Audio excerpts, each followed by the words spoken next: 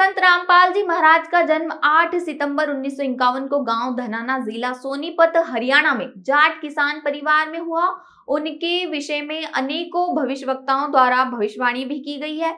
नास्त्रेतम दास ने अपनी भविष्यवाणी में लिखा है, नमस्कार, मैं हूं माही और आप देख रहे हैं एसबी न्यूज की खास पेशकश संत रामपाल जी की अद्भुत जीवनी।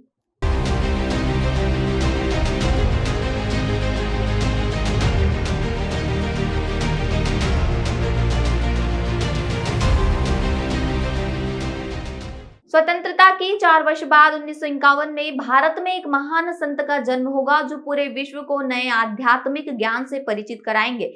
इससे सिद्ध होता है कि संत रामपाल जी महाराज ही वे संत हैं जो पूरे विश्व में सभी सत्संग से प्रमाणित आध्यात्मिक रहस्य में तत्व ज्ञान को उजागर कर रहे हैं, जो कि आज तक लोगों के लिए रहस्य बना हुआ था। संत रामपाल जी महाराज अपनी पूरी पढ़ाई करने के बाद हरियाणा प्रांत में सिंचाई विभाग में जूनियर इंजीनियर की पोस्ट पर 18 वर्ष कार्यरत रहे।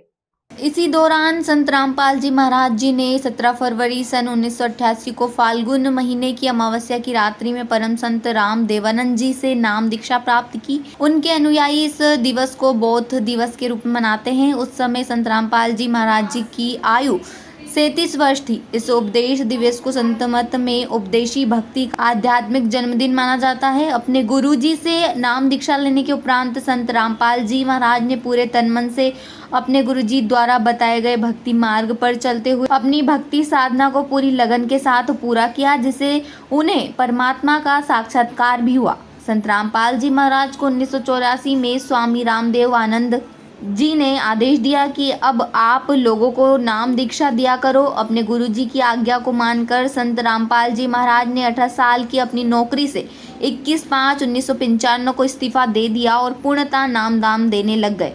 1997 की फाल्गुन शुक्ल पक्ष की एकम को दिन 10 बजे कबीर परमेश्वर जी ने संत रामपाल जी महाराज को दर्शन दिया और सतनाम तथा सार नाम देने के सही समय का संकेत दिया और अंतर्ध्यान हो गए। संत रामपाल जी महाराज शांत सरल स्वभाव के हैं। रामपाल जी महाराज बताते हैं कि संत अपना संतुलन नहीं खोते। संत का स्वभाव होता है कि शांत तरीके से रहते हुए सभी कार्य करना। संत अपनी संतता नहीं छोड़ते हैं, वे अपने उद्देश्य को पूरा करके ही रहते हैं।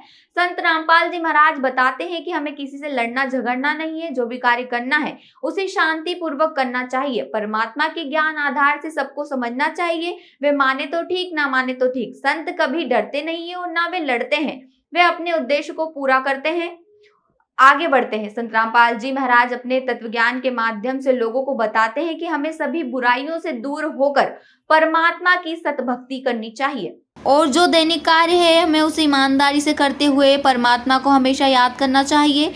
अपने मनुष्य जीवन के मूल उद्देश्य को पूरा करना चाहिए। संत रामपाल जी महाराज के बारे में अनेकों भविष्यवक्ताओं ने भविष्यवाणी की। फ्रांस के भविष्यवक्ता नास्त्रेदमस, अमेरिका के भविष्यवक्ता एंडरसन, अमेरिका की महिला भविष्यवक्ता जिन डिक्सन, इंग्लैंड के ज्योतिषी कीरो आदि अनेकों भविष्यवक्ताओं ने वर्तमान समय में आने वाले अवतार के बारे में पहले से ही भविष्यवाणियां कर दी थी। संत रामपाल जी महाराज महान व्यक्ति हैं जिन्होंने वर्तमान समय में अनेकों समाज सुधार के कार्य किए हैं और कह रहे हैं समाज में से सभी बुराइयों को दूर कर रहे हैं, खत्म कर रहे हैं, एक स्वच्छ समाज का निर्माण कर रहे हैं। संत रामपाल जी महाराज अपने आध्यात्मिक सत्संगों के माध्यम से सभी मनुष्यों के अंदर इंसानियत, मानवता को जागृत कर रहे हैं।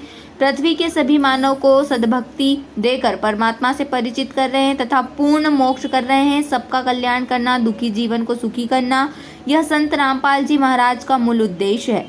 वर्तमान समय में पूर्ण व आधिकारिक जगतगुरु तत्वदर्शी संत रामपाल जी महाराज के आध्यात्मिक ज्ञान का डंका सारे विश्व में बज रहा है। समाज सुधार और मानव कल्याण के अद्भुत काम करने वाले ऐसे महान संत की महिमा के चर्चे घर घर में हो रहे हैं। संत रामपाल जी महाराज के 73वें अवतरण दिवस पर आरटीओ ऑफिस के पास स्थित सतलोक आश्रम बैतूल में संत रामपाल जी महाराज के 73वें अवतरण दिवस पर 3 दिवसीय महासमागम के दूसरे दिन 51 जोड़ों की दहेज मुक्त शादियां हुई, जो कि बैतूल जिले में चर्चा का विषय बनी हुई है।